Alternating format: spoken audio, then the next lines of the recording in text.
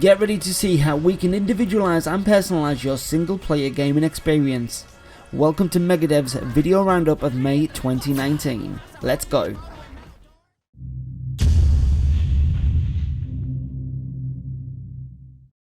Rage is an open world first person shooter set in sprawling wastelands similar to the first game.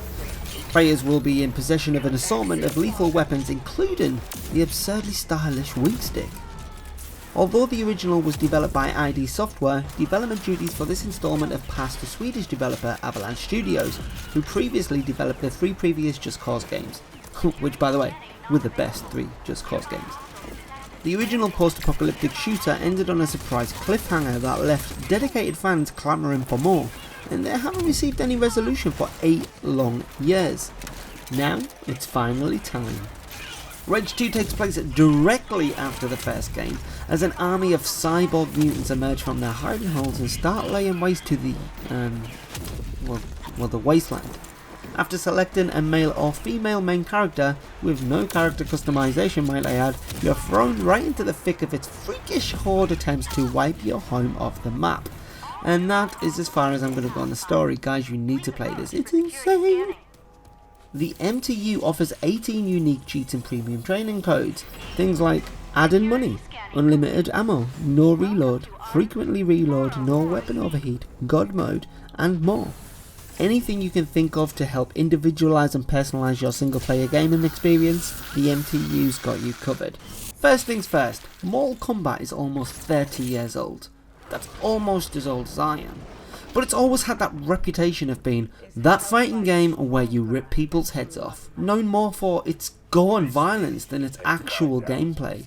Things have changed since then, with Mortal Kombat 9 and Mortal Kombat 10 bringing the quality of gameplay up to meet the quality of violence. And that upward trend continues with MK11, which is not only the best Mortal Kombat that has ever been, it's also arguably NetherRealm's best ever game.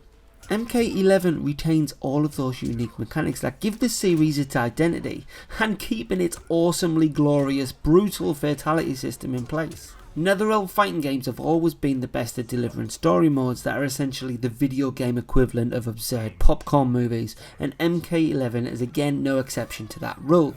It has no new gameplay innovations to offer, but its 6 hours are big, bombastic, well acted, other than Ronda Rousey, and ridiculous in all of the right ways, but most importantly, it fleshes out the entire roster and gives each character some time in the spotlight. If you want to beat your way through the story as quick as possible, the MTU of course has got you covered. It offers 13 unique cheats and premium training codes. Things that are offering are things like infinite attack meter, infinite defense meter, God mode. You can even set the AI to have low attack meter or low defense meter, even easy CPU kills. The MTU, as always, has got you covered. The premise for Forager is perhaps one of the simplest in the survival light genre. You're on an island, you gotta make some money, and that's pretty much it. How you make that money though is up to you. Most players probably start out mining rocks for minerals, or cutting down trees to build some sort of structures that allows the development of more items. It's a familiar start, one that doesn't take its time in getting you right into the core of its gameplay. As to be expected from games of this genre, the longer you play the more options open as to how exactly you keep up that flow of profits. Do you fancy yourself a farmer? Dig some holes and plant some fruit trees, or maybe you prefer to just sell all the priceless gems you keep finding on the market for a profit. That's another viable option. Forager doesn't push you into any one particular playstyle, but rather encourages you to pursue a track that you find the most enjoyable. How Forager provides this freedom is perhaps what is most unique about it. The MTU for Forager offers 17 unique premium training codes. Things like you can add coins, you can refill your health or energy, or if you want to be one of those hardcore gamer types, you can reset your coins to 0, give yourself low health or low energy. How you play entirely depends on your playstyle, just like Forager itself. Guys, definitely check this one out. Whilst traditional enemies do populate the environment in Fate to Silence, the most ferocious foe you'll encounter is the weather. It's by far the most dynamic and unpredictable mechanic across the whole game, adding a large element of risk to the experience. Alongside managing the warmth meter with flame-lit torches and barrels that can spark a fire, the possibility of encountering a blizzard is always something you have to take into consideration, and if you're caught off guard by one, the chances of survival plummet by the second. The core of all the survival elements in Fade to Silence though is managing body temperature. It's easily the most accomplished. As the screen starts to slowly freeze around you, the search for heat and shelter become all the more hasty. And with only a limited amount of respawns until you're done for good, getting caught up in the clutches of winter is almost certain. Fear not though guys, because the MTU has 20 unique cheats and premium training codes. If you need help with unlimited arrows or consumables, infinite stamina, or even turn off that pesky cold, we've got you covered. Also, if you want to make it a bit more difficult, you psychos, you can also reset slivers of hope to 0 or even turn down your health and stamina. If traditional survival games what you're after, definitely give this one a shot. Running a nation is dirty work.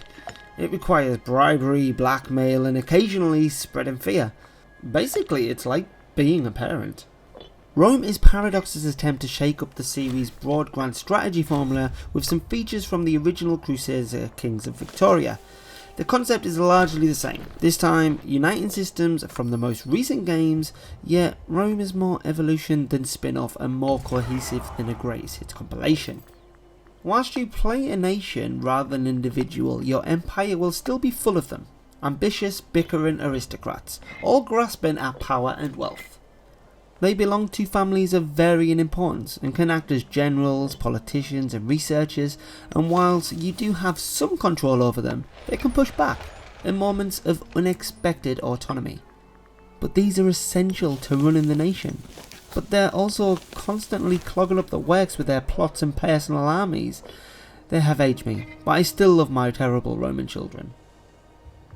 But the MTU has, get this, 71 unique cheats and premium training codes.